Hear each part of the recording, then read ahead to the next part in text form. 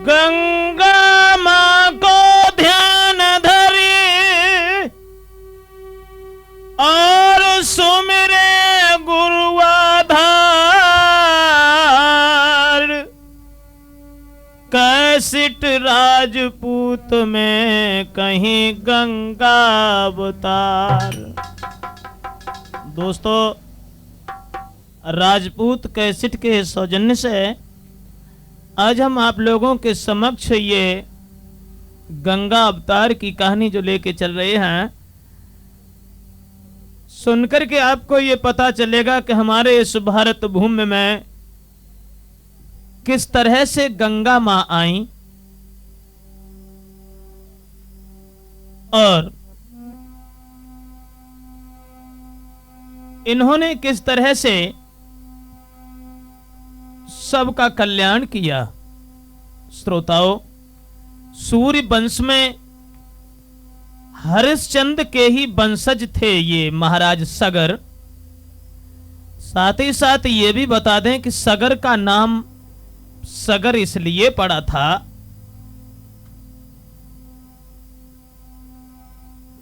कि सगर की मां को इनकी सौतों ने जब देखा कि इसके पेट में बालक है और हम सब बांझ हैं, तो उसे जहर दे दिया। लेकिन भगवान की कृपा से उस विष का प्रभाव उस बच्चे के ऊपर कुछ नहीं पड़ा और जब बालक ने जन्म लिया तो विष के साथ वो जहर भी जो था उधर से बाहर आया। तो गर कहते हैं विष को विद्वानों ने उसी समय इनका नाम सगर रखा। वही महाराज सगर। प्रमाण भागवत का ये है कि इनके 60,000 पुत्र थे।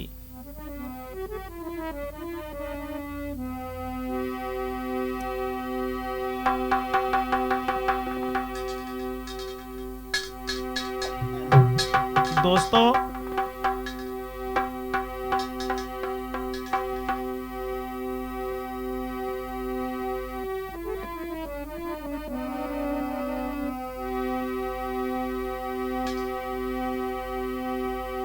वो कीर्तिबान नरपाल सुनाऊं हाल सुनो सुज्ञानी। और 60,000 है लड़कारे मेलन में दुई है रानी।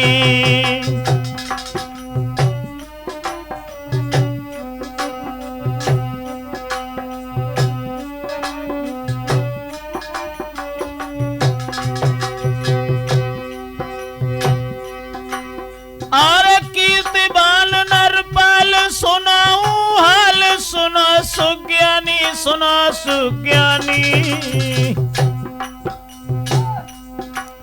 जाके 60,000 बेटा है कै घर में दुई है रानी।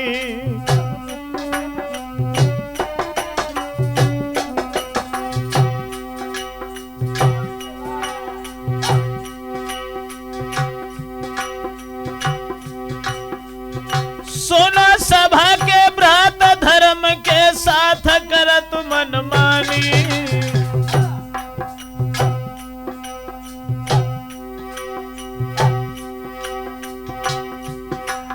घर में न कोई कलह खुशी है रानी।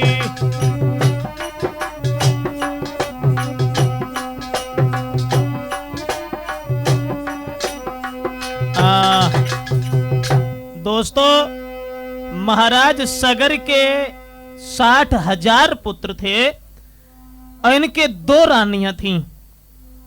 एक बार सगर के हृदय में ये विचार गूंजने लगा है कि हम अश्वमेघ यज्ञ करेंगे। तो अश्वमेघ यज्ञ करने के लिए जब घोड़ा को छोड़ दिया है और कुछ सिपाही भी पीछे कर दिए हैं, घोड़ा की जहां भी मर्जी है वहां जा रहा है।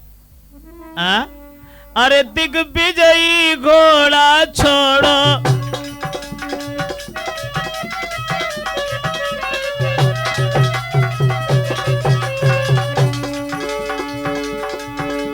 अरे दिग्विजयी घोड़ा छोड़ो,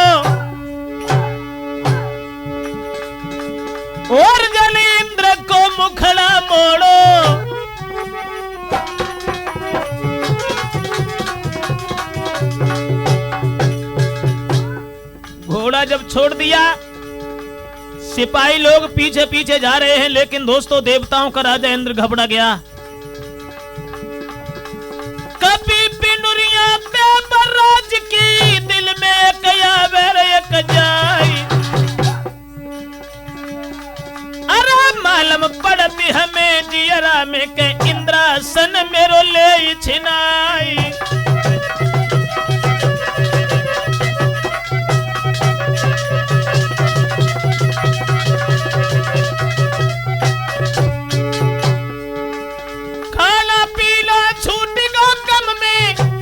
सोचे देवराज मन माए, काऊ ढब से चोरी चोरी के बाद घोड़ा को ले चुराई।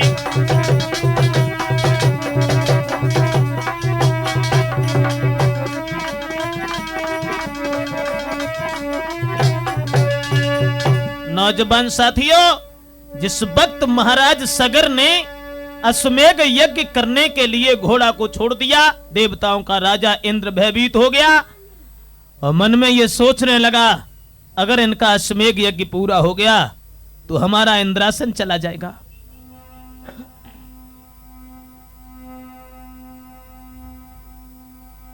भेष बदल करके, सन्यासी बन करके आज वो देवराज इंद्र चला है उस घोड़ा को चुराने के लिए। मन में सोचने लगा है, घोड़ा को ली है चुराई रे, ना करी है आना कानी।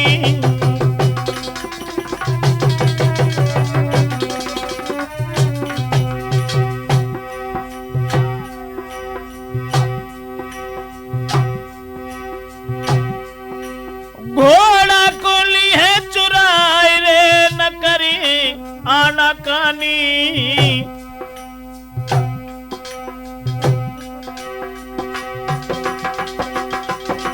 तब देखे कैसे सगर रे के करे गो हाय मन मानी।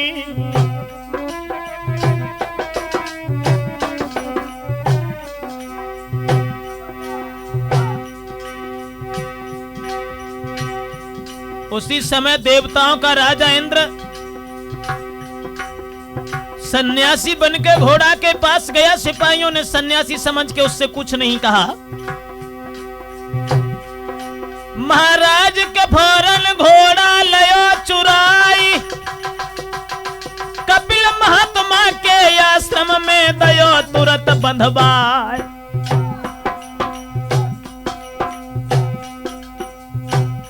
भैया इतनो करी के काम इंद्र तिब्बत को धायो है, अब तो इतनो करी के काम लौट के घर को आयो है।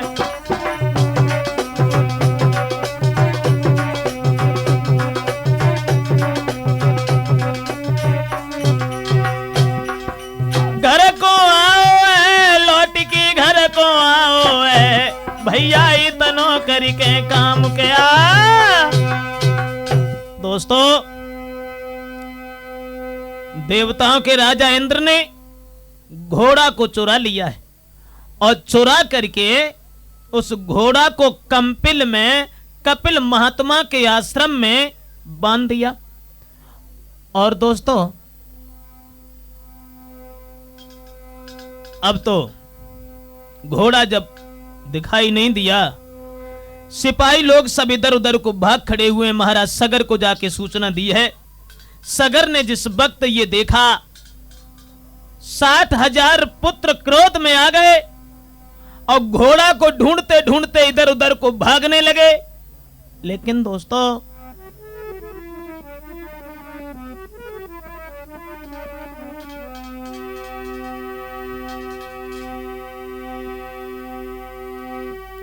जब पृथ्वी पर पता न पाया है, उन 60,000 कुमारों ने पृथ्वी पर पता न पाया है, तब लगे खोदने पृथ्वी को।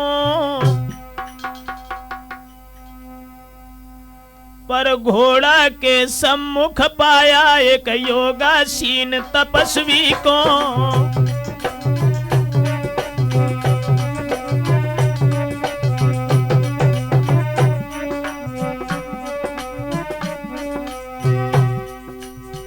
लोगों, 60,000 बालक घोड़ा को ढूंढते ढूंढते इधर उधर भाग रहे हैं, और जब पृथ्वी पर कहीं पता नहीं चला तो पृथ्वी को खोदना शुरू कर दिया। और फिर ये 60,000 लड़का जाकर के जब पहुंचे कंपिल में, तो क्या देखा? कपिल महात्मा भगवान का ध्यान करते हुए बैठे हैं, आंखें बंद किए हुए, लेकिन वो घोड़ा वहीं बंधा है। पृथ्वी पर पतो न पायो है, तब लगे खोदने पृथ्वी को। कंपिल में जाके देखा एक योगासीन तपस्वी को।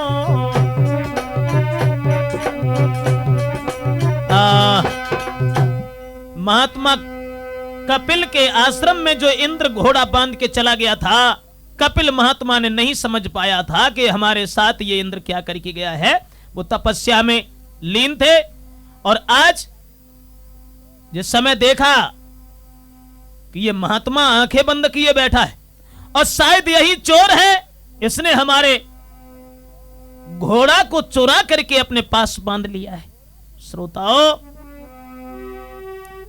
तो समझा बेशक है यही चोर, तो गुस्सा में आए भारी, और आगे बढ़े अपशब्द कहे ये कलात किसी ने बेमारी।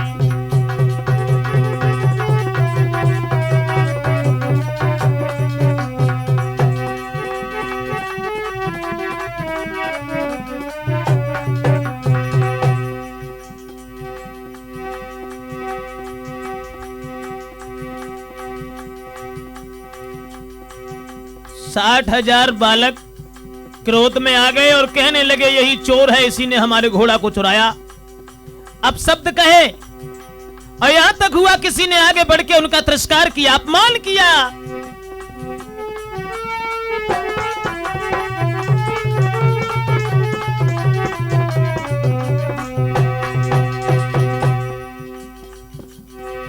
समझा बेशक है यही चोर, तो आए गुस्सा में भारी, आगे बढ़े अपशब्द कहे एक लात किसी ने बेमारी। दोस्तों, अरे बाबा ने निगाह घुमाई,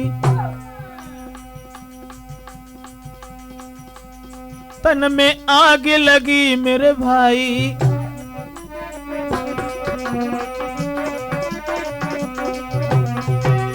महात्मा के जब लात मारी, कपिल महात्मा को क्रोध आ गया, जो आंखें खोली। कपिल के क्रोध से अरे मेरे भ्राता जिनसे परिचित है रे संसार, अरे आंखें खोल के नजरी उठाई की, जैसे ही देखे वे 60,000।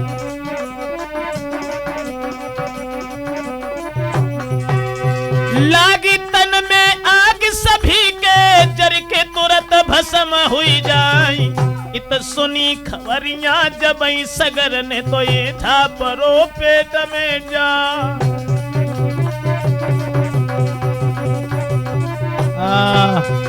जो महात्मा कपिल ने आंखें खोल करके 60,000 पुत्रों की तरफ देखा है, दोस्तों, अरे तन में लगी गई आग रे, सब धरन गिरे ते मुरझाई।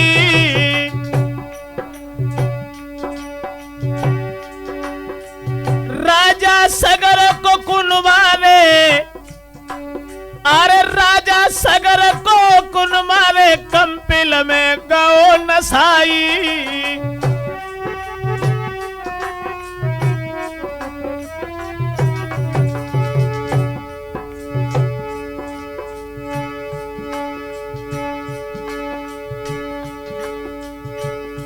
कपिल महात्मा ने निगाह जब घुमाई है तो 60,000 बालकों के शरीर में आग लग गई। वो जल के उसी जगह पर राख हो गए।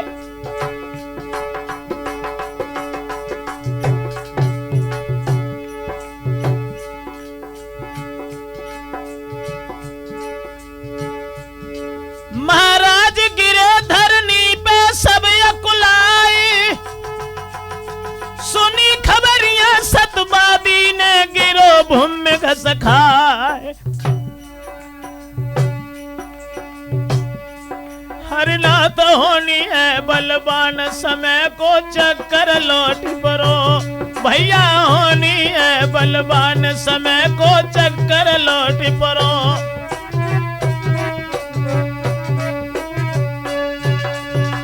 दोस्तों, महात्मा कपिल महा के उस आश्रम पर कंपिल में 60,000 बालक जब वहीं खत्म हो गए, ये खबर जिस वक्त महाराज सगर को सुनने के लिए मिली है तो दोस्तों अनुष्ठान के फांसे ही पलट गए। किसी का एक लड़का खत्म हो जाता है तो कितना दुख होता है, और महाराज सगर के जब 60,000 पुत्र खत्म हो गए तो राजा सगर ने मूड रे धरनी से धर मारो। ये क्या हुआ, ये क्या हुआ?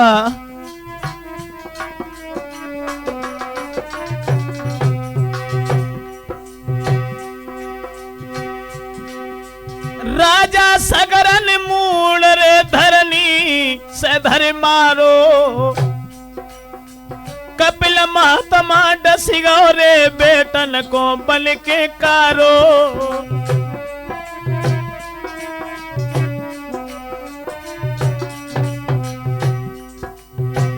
सोचने लगे क्या करूं।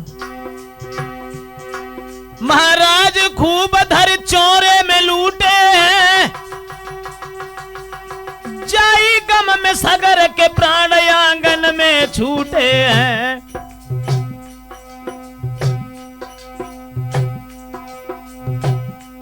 अब देश बेटन के दुख में राजा आंगन में मरी गए।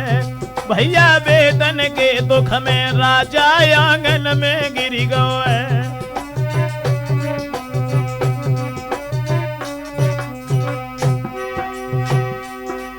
आंगन में मर गए, घर को हाल बिगड़ गए। भैया बेटन के दुख में राजा आंगन में। दोस्तों, महाराज सगर से ये दुख सहन नहीं हुआ। 60,000 पुत्रों के वियोग में सगर उसी जगह पर गिर जाते हैं। सगर जब खत्म हो गए उसी वक्त गुरु वशिष्ठ ने आकर के ये दशा जब देखी है कि इंद्र की काली करतूतों से ये सूर्य वंश का नाम निशानी खत्म हुआ जा रहा है, तो इनकी रानी के जो दूसरा लड़का था जिसका नाम था असमंजस, वशिष्ठ ने असमंजस को राज्य दिया और समझाया, लाला तुम यहां का शासन करो।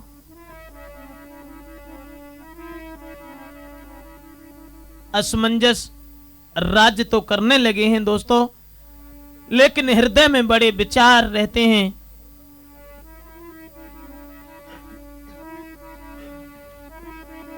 भैया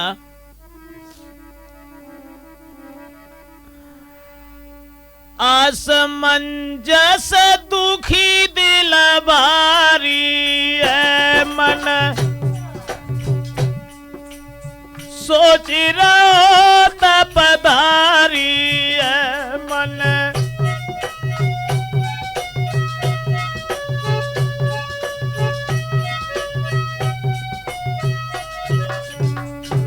असमंजस दुखी दिल भारी है मन, सोच रहो तपधारी है मन।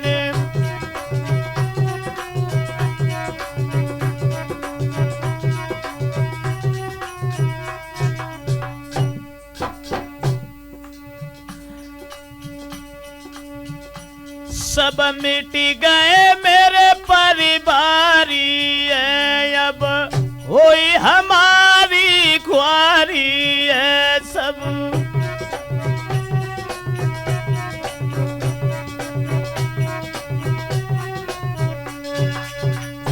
दोस्तों, असमंजस के हृदय में बड़े विचार आते हैं, मन में सोच रहे हैं परमात्मा क्या करें। मेरे भाई कपिल महात्मा के श्राप से भस्म हो गए। उसी समय एक दिन गुरु वशिष्ठ का आना हुआ तो वशिष्ठ को आते हुए देख करके असमंजस ने आसन दीनो डार लय बैठा रे मुनि तपधारी। आरती की थरिया लेके रे के तुरत ही झपटी उतारी।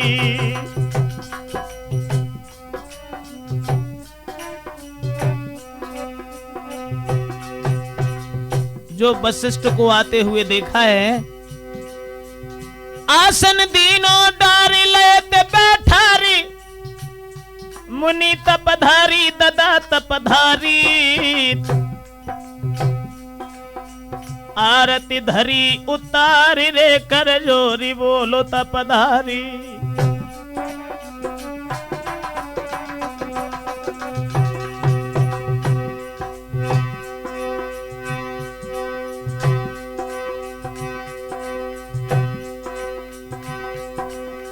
हाथ जोड़ की कही, हाथ जोड़ की कही आज मोय सही कहो तपधारी। भैयन बिन घर में होए हमारी खुआरी।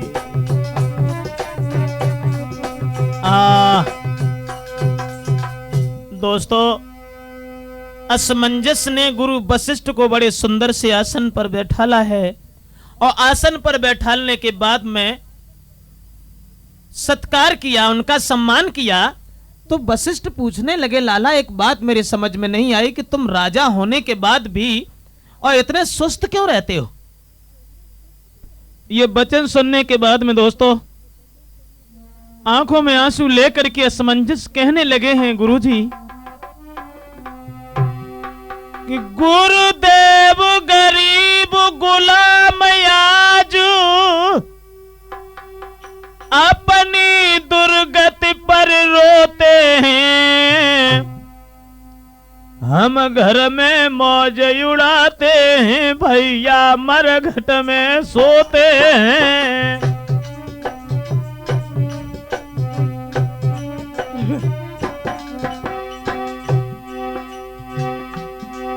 गुरुदेव गरीब गुलाम आज अपनी दुर्गति पर रोते हैं।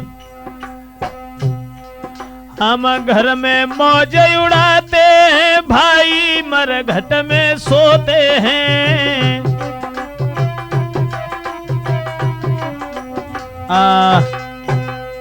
समझाया है, दुख तो केवल इसी बात का है गुरुदेव, कपिल महात्मा के श्राप से हमारे भाई भस्म हो गए हैं, उनका उद्धार कैसे होगा, क्या होगा। तो वशिष्ठ समझा करके कहने लगे, लाला असमंजस, इस तरह से असमंजस में पड़ना तुम्हारी मूर्खता है।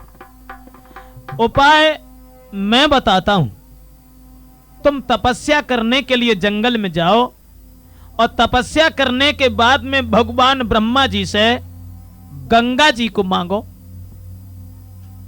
लाला, वो गंगा जी अगर भूतल पर आ गई तुमको नामो धरो रीति रबेनी है, बे तो पाप को छेनी से पेनी है बको।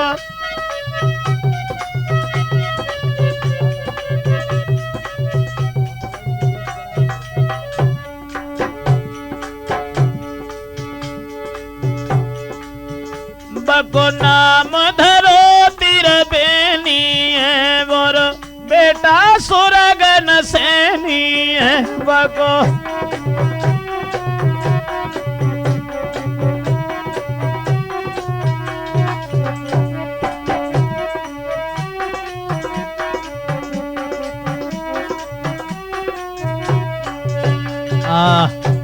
समझाया, गंगा जी अगर भूतल पर आ जाएं तो उन गंगा से तुम्हारे भाइयों के साथ साथ सभी का उद्धार होगा। तो असमंजस पूछने लगे, गुरुजी गंगा जी क्या हैं? समझाया, बेटा एक बार बहरोचन के पुत्र बलि के द्वार पर जब बावन भगवान गए थे, विष्णु भगवान बावन का रूप धारण करने के बाद में जब गए थे, 3 कदम में जब इन्होंने तीनों लोकों को नापा, तब भगवान ब्रह्मा ने उनके पैर के अंगूठा को धो करके कमंडल में कर लिया था। बाबल को धर के रूप रे जब बल के द्वारे आए,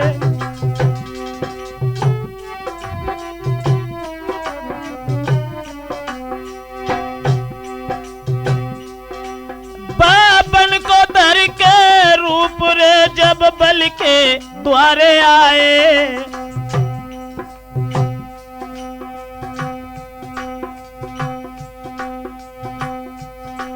चतुरानन देखी दशहरे तो दिल में अति हर्षाए।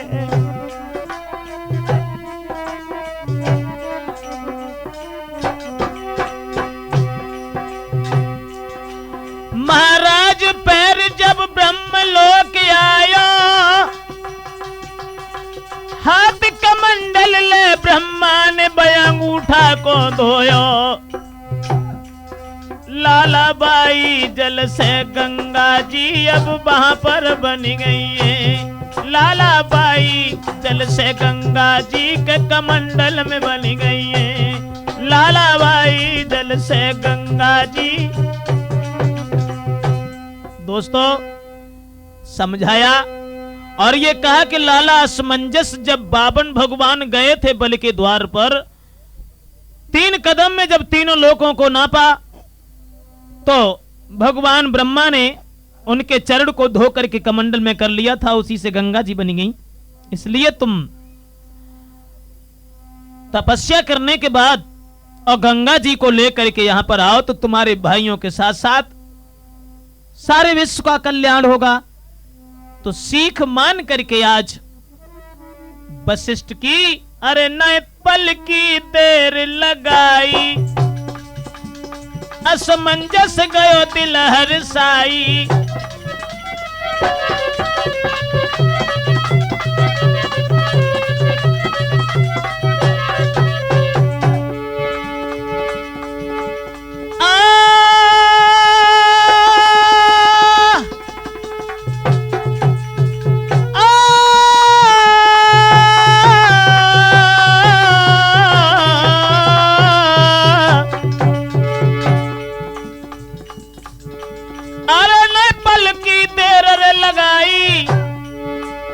असमंजस गो दिल हर्षाई और सब राज्य छोड़ दो भाई, अरे चलिबे की लाग लगाई।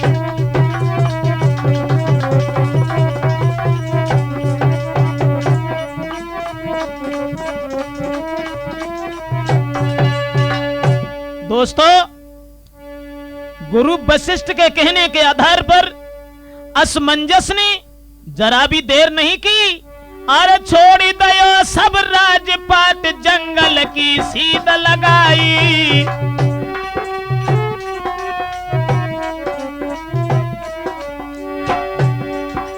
छोड़ी दयो सब राज्य रे जंगल की सीध लगाई।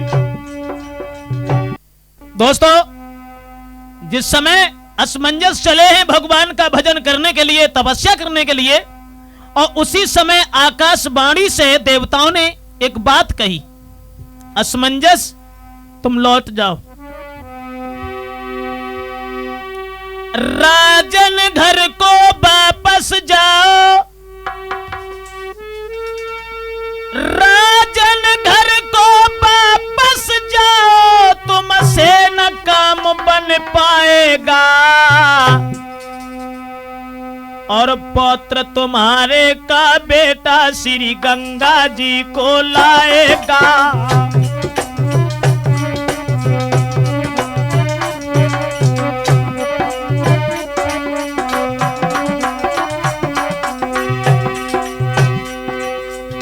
देवताओं ने कहा असमंजस घर लौट जा,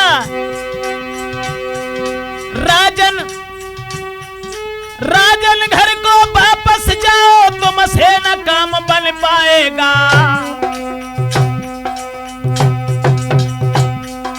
और तेरे नाती का बेटा श्री गंगा जी को लाएगा।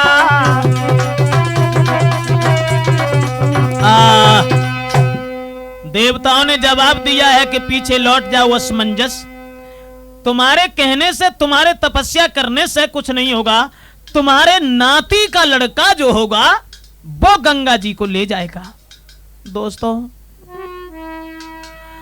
अरे तब लौट रे चले हैं मन मारी।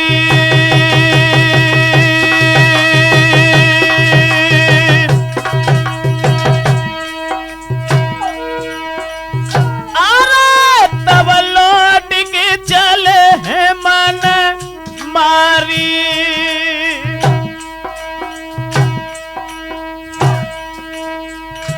और दिल सोच बढ़ो है अति भारी।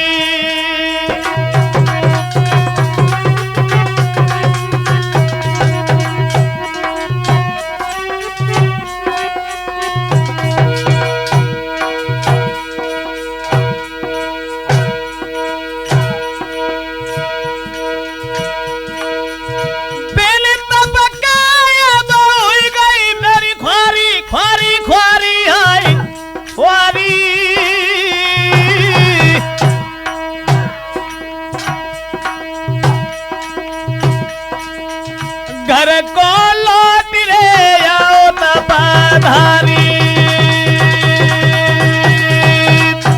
दोस्तों,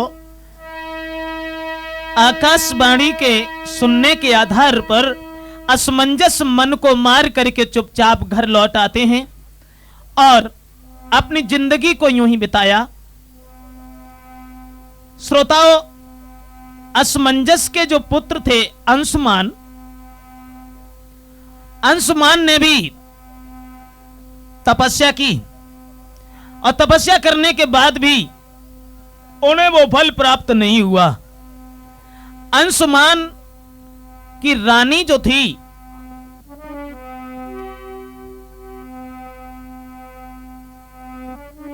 उनके घर में बरसे सी गई है बीती भवन अवतारी।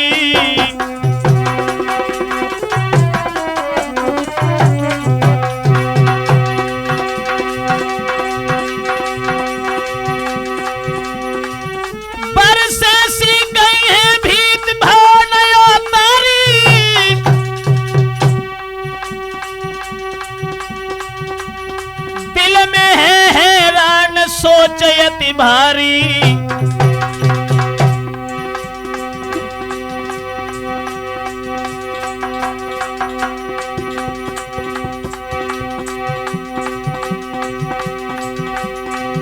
महाराज भूप इत दिल में अति हैरान। तब थोड़े वक्त के बाद भर में, थोड़े वक्त के बाद घर में पैदा भई संतान।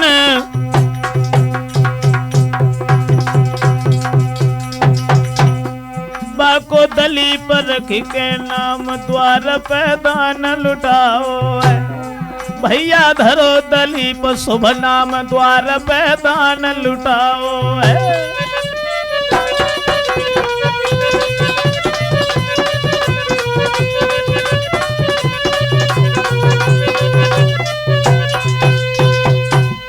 दोस्तों, असमंजस के पुत्र जो अंशुमान थे और अंशुमान की रानी के गर्भ से दलीप नाम का लड़का पैदा हुआ।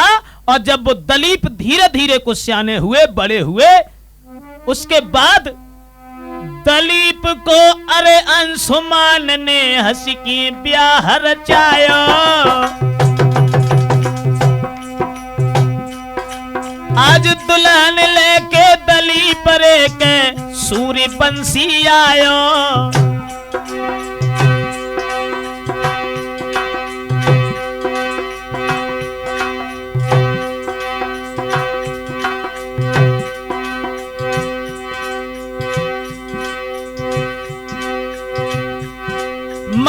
आज खुशी पर जाके सब नर नारी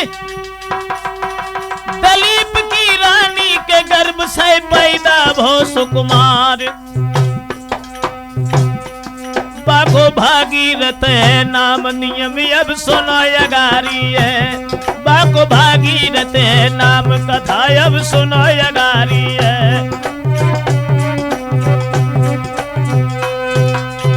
भैया असमंजस के अंशमान उनके दलीप और दलीप के भागीरथ नाम का लड़का पैदा हुआ। और भागीरथ जब धीरे धीरे कुछ बड़े होने लगे हैं उस महल में, तो 12 साल की जब उम्र हुई है भागीरथ की, पता जब चला भागीरथ को कि हमारे पूर्वज कपिल महात्मा के श्राप से भस्म हो गए हैं, और बताया भी ये जाता है कि गंगा जी अगर भूतल पर आ जाएं तो हमारे पूर्वजों का उद्धार हो जाए। तो 12 साल की उम्र में उस भागीरथ ने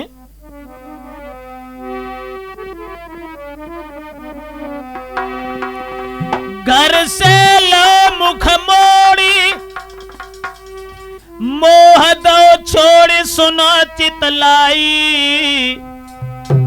और करीबे तपस्या भागीरथ जंगल में पहुंचे जाई।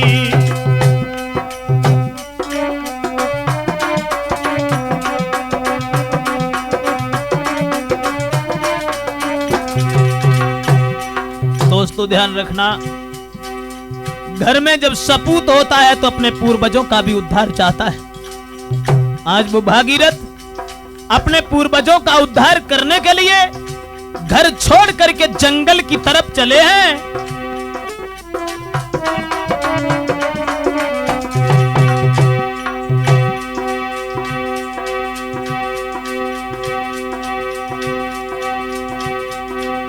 तीनों है घर छोड़ी, तीनों है घर छोड़ी, मुखलो मोड़ी बढ़ो है अंगारी, चलो है अंगारी। जंगल के बीच में पहुंच गयो के भागीरथ तपधारी।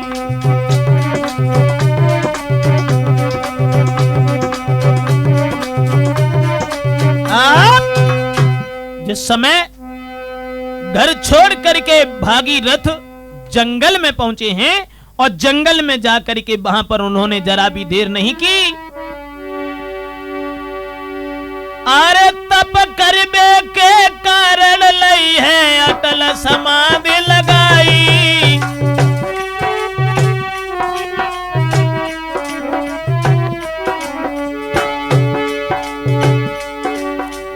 तप करबे के काबिल लई है अटल समाधि लगाई। बैठी भागीरथ ने 12 साल दए बिताई।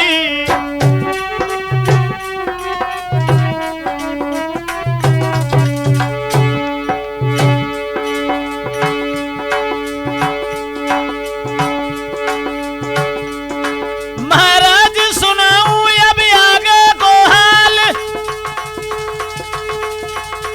बैठी बैठी राजा को तब बीते 12 साल।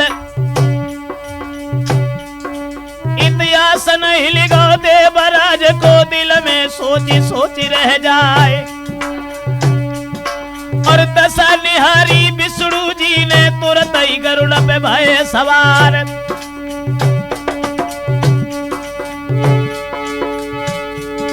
और डटो कन्हैया सूर्य वंश को वहां पे बाट निहारी जाए।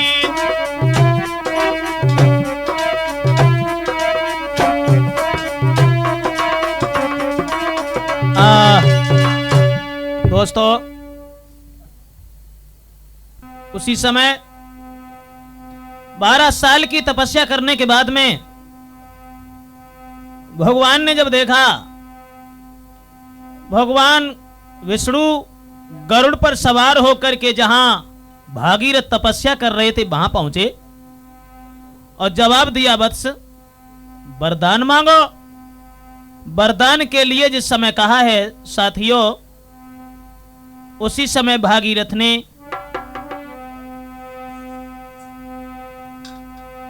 कर जोर के गिरा सुनाई है, गंगा जी दियो गहाई है। कर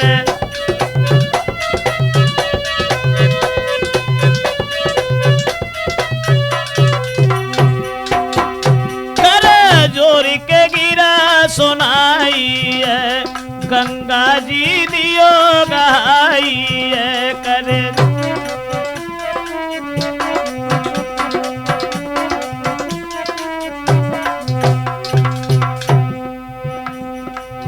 जवाब दिया है कि हमें गंगा जी चाहिए और वो गंगा जी हमें आप मिला दीजिए।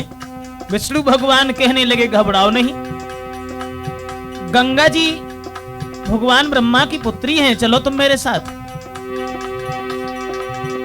उन्हें लीनो संग लगाई है, गए ब्रह्मलोक में आई है। उन्हें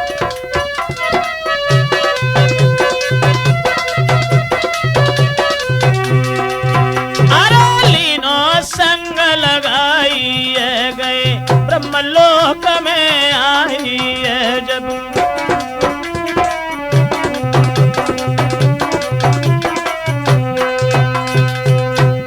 श्रोताओं, भगवान विष्णु से जिस वक्त भागीरथ ने यह कहा है कि हमें गंगा जी चाहिए, तो भागीरथ को साथ लेकर के ब्रह्मा जी के सामने आए हैं। तो भगवान ब्रह्मा जी ने उनका सत्कार किया और कहा कि श्रीमन कैसे आना हुआ। कहने लगे कि गंगा को भागीरथ के साथ मृत्युलोक में भेज दो। क्या कहा? जवाब दिया हाँ। तो भगवान ब्रह्मा जी कहने लगे मैंने कब मना किया। गंगा जी को अपने पास बुलाया और कहा कि बेटी तुम भूतल पर चली जाओ।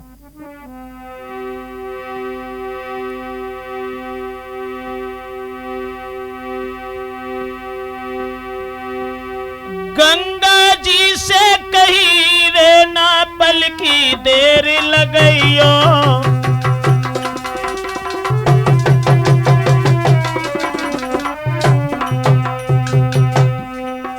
और भागीरथ के संग में, भागीरथ के संग में तुम मृत्यु लोक में जइयो।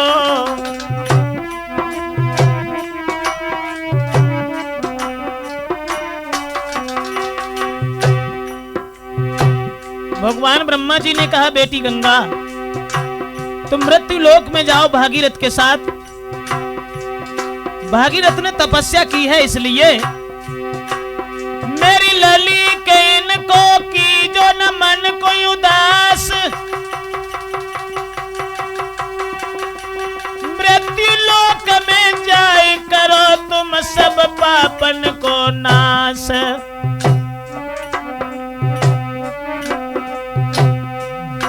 भैया सुन की इतने बेन तुरंत गंगा जी बोली है। अब तो सुन की इतने बेन तुरंत गंगा जी बोली है।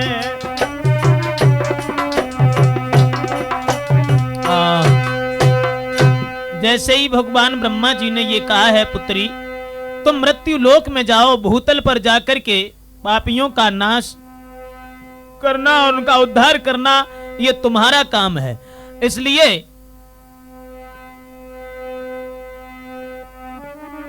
गंगा जी कहने लगी पिताजी जाने के लिए मना तो नहीं करती, लेकिन बात केवल ये है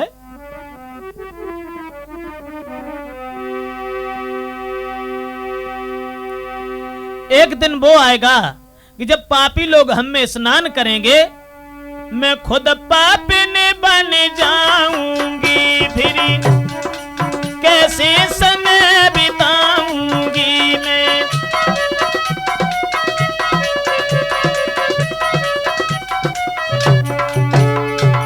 जब पापी लोग आकर के हम में स्नान करेंगे, उनके पाप जब हम में धो जाएंगे तो एक दिन वो आएगा कि मैं भी गंदी हो जाऊंगी, तो फिर क्या करूंगी।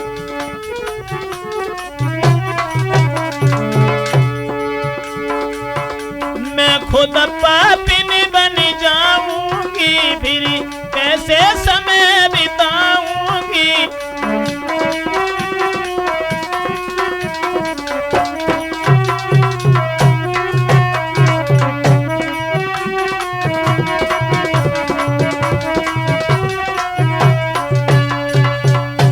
पापी लोग हम में स्नान करेंगे तो एक दिन वो होगा कि मैं खुद ही पापनी बन जाऊंगी, उनके पाप सब हम में रह जाएंगे, तब मैं क्या करूंगी। तो विष्णु भगवान समझाने लगे हैं, गंगा घबराइए नहीं। तो विष्णु ने कहा पापियों का मैल छूटेगा तुझे चढ़ाने से, और तेरे पाप सब कट जाएंगे साधु संतन के नहाने से।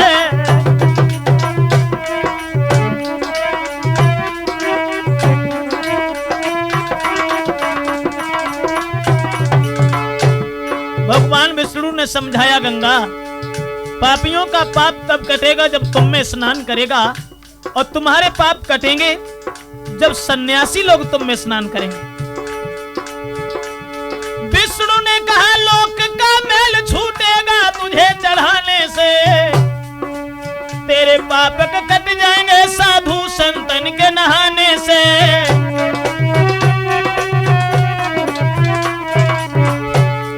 और फिर भी अगर तुम्हारे पाप न कटे, उन्हीं पापों को लेकर तू समुद्र को अब दे आइए। तो समुद्र कहने लगा, महाराज फिर मैं कहां ले जाऊंगा। तो भगवान ने समझाया, घबराओ नहीं, उन्हीं पापों को लेकर और समुद्र को तू दे आइए, और समुद्र तू ओला बनाई की पापिन पे फिर बरसाइए।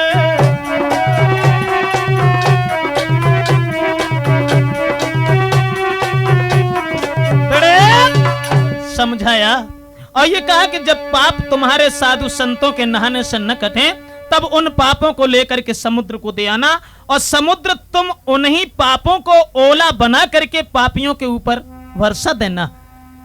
श्रोताओं, गंगा जी जाने के लिए तैयार हुई, लेकिन कहने लगी सबसे बड़ी बात तो यह है कि मैं जब जाऊंगी भूतल पर तो इतने वेग से जाऊंगी, अगर बीच में हमें किसी ने न रोका तो मैं पृथ्वी को फोड़ करके पाताल में चली जाऊंगी।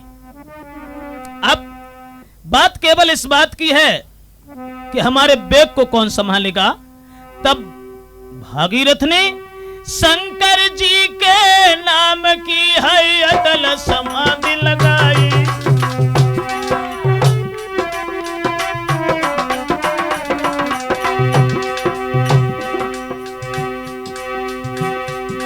भोले बाबा के नाम की है अटल समाधि लगाई।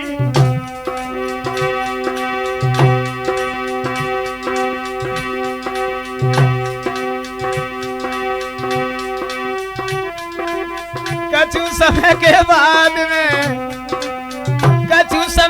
बाद में भोला जी पहुंचे आई।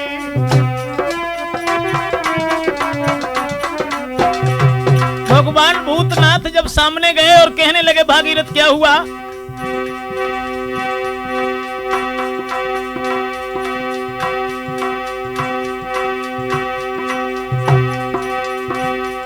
महाराज भूप तब रो है गिरा उचारी, और गंगा जी भूतल को आई रही ली जो बेग संहारी।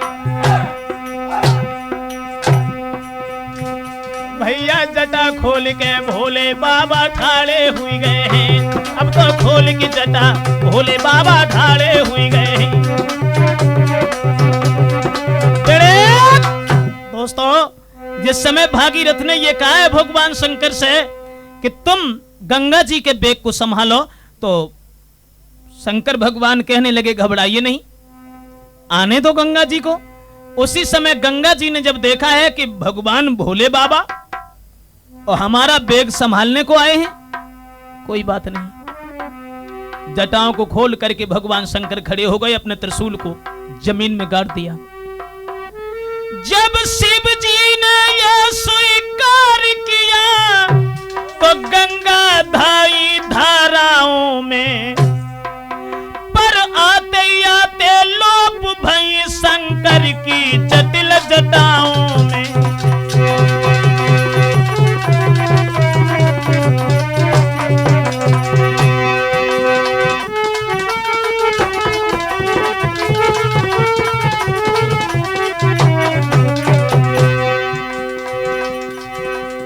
जी जब चली,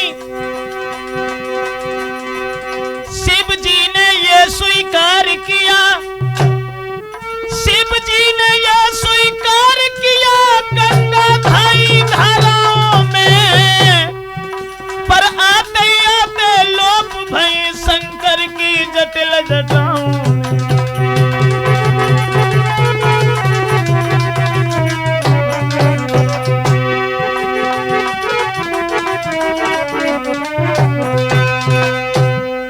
जैसे ही गंगा जी आई हैं, लेकिन जटाओं में उलझ गई, इतनी जगह नहीं मिल सकी जो गंगा जी निकल करके बाहर को चलती। भागीरथ पुनः विनती करके कहने लगे हैं कि महाराज गंगा जी को छोड़ो। तो एक जटा को लेकर के जब नीचे किया है तो गंगा जी की धार बह करके भागीरथ के पीछे पीछे चलने लगी। लेकिन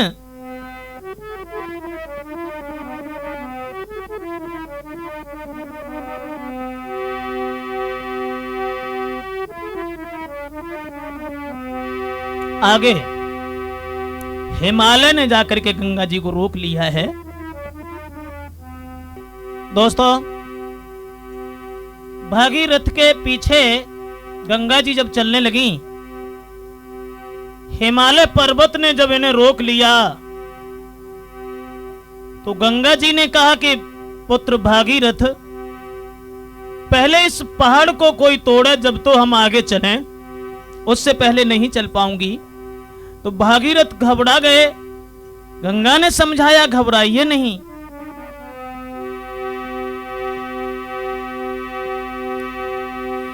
गंगा जी समझाए मती घबराऊ इंद्र ढिंग जइयो, ऐरावत के हाथी को तुम मांग के उनसे लइयो।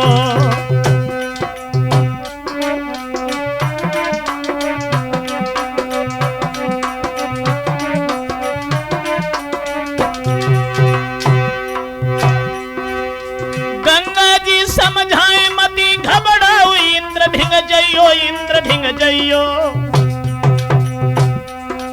और ऐरावत के हाथी को तुम मांगे भूप से लइयो।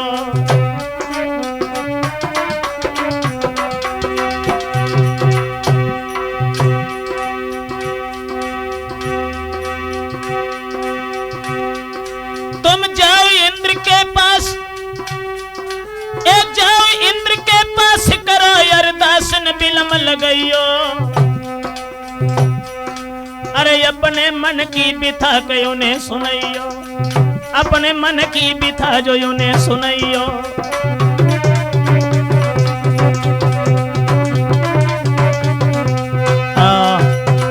गंगा जी ने जब ये कहा है कि तुम इंद्र के पास चले जाओ और ऐरावत हाथी को बुला करके ले आओ, हाथी आकर के जब पहाड़ तोड़ देगा तब मैं आगे के लिए चली जाऊंगी। ये वचन सुनने के बाद में इंद्र के सामने जब भागीरथ गए हैं और जवाब दिया है कि महाराज तुम अपने ऐरावत हाथी को हमें दे दो, क्योंकि गंगा जी को हमें ले जाना है और बीच में दीवार बन के खड़ा हुआ है हिमालय पर्वत। इंद्र कहने लगे मेरे कहने से कुछ नहीं होगा, इसलिए तुम खुद जाकर के ऐरावत हाथी से कहो, वो अगर जाएं तो पहाड़ को तोड़ दे। ऐरावत हाथी से विनती की कि भैया तुम मेरे साथ चले चलो। अरे मत पल की देर लगइयो, पहाड़ तोड़ के लौट के अइयो।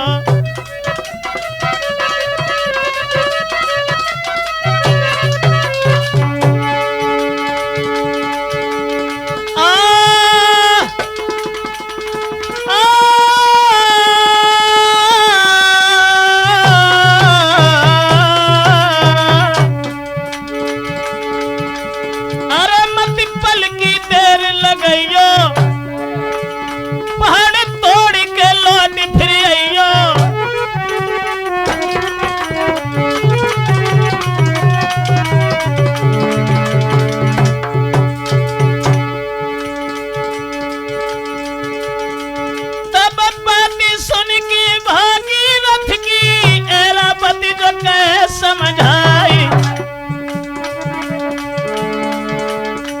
कौन गर्ज के पड़ी हमारी, जो हिमालय हम तोड़ी जाए।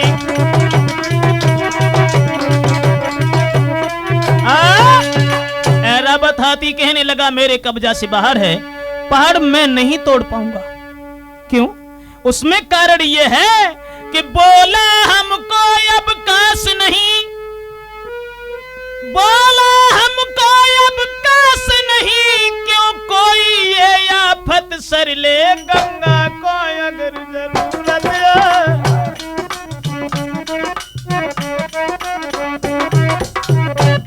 गंगा को अगर जरूरत है तो वो हमसे शादी कर ले।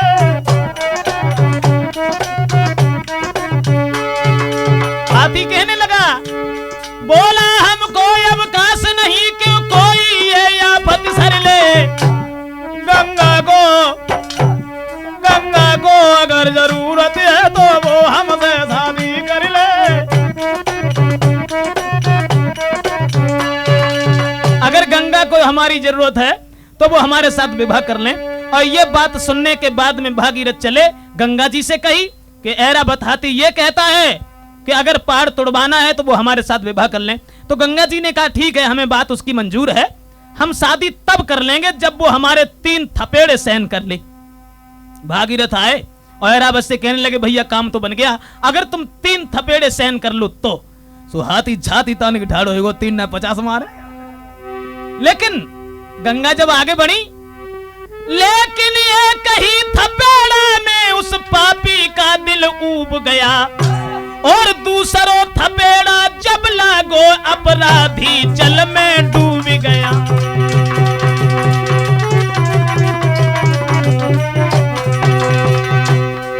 दूसरों थपेड़ों जब लागो अभिमानी जल में डूब गया।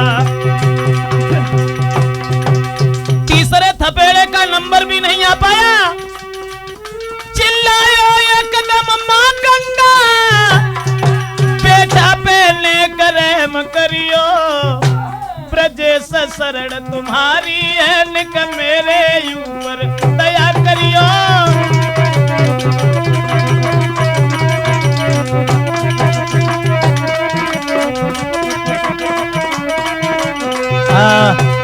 एकदम से चिल्लाने लगा मां गंगा मैया मुझे क्षमा करो। उसी समय जवाब दिया है अगर तुम मेरे पुत्र बन गए मेरी आज्ञा का पालन करो और तुम इस पहाड़ को तोड़ो। दोस्तों हिमालय पर्वत को तोड़ा ऐरावत हाथी ने और गंगा जी आगे को बढ़ती चली गई। लेकिन जनहंग महाराज की कुटिया के पास से जब गंगा की धार बही तो जनहंग महाराज ने सोची हमें लगा हमारी तो कुटिया हो गई। सोबत धार को जल को हाथ में लेकर के जनहंग महाराज ने पान कर लिया और पान करने के बाद पूरी गंगा जी पेट में रख ली। अब ये दशा निहार करके भागीरथ फिर घबरा गए और भागीरथ घबरा गए तो तुरंत भगवान विष्णु का ध्यान किया। जनहंग महाराज से कहा कि तुमने गंगा जी को पेट में रख लिया। वो कहने लगे मुझे नहीं पता था ये गंगा जी हैं। दोबारा जांग को मंथन करने के बाद गंगा जी को निकाला गया और तब इनका नाम जांघनी पड़ा। भागीरथ लेके आए थे इसलिए इनका नाम भागीरथी पड़ा। और उन पूर्वजों के साथ साथ आज भी हमारे देश का उद्धार करने वाली गंगा इस तरह से भागीरथ लेकर के भूतल पर आए। साथियों